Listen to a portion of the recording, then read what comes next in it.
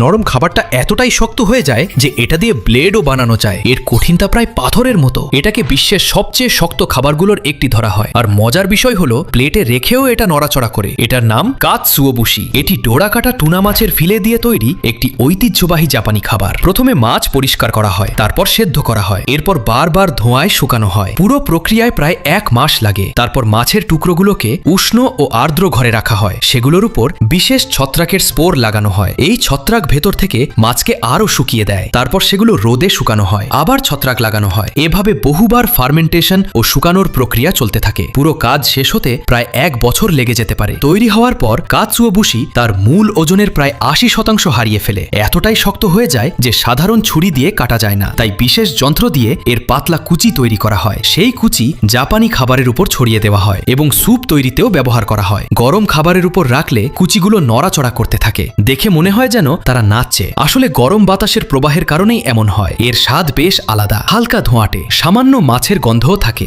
জাপানিরা এই স্বাদকে উমামি বলে। আর হ্যাঁ, এটা দিয়ে সত্যিই ছুরি বানানো সম্ভব, তবে সেটা শুধু প্রদর্শনের জন্য। কিছুক্ষণ কাটতে পারবে, কিন্তু দীর্ঘ সময় টিকবে না।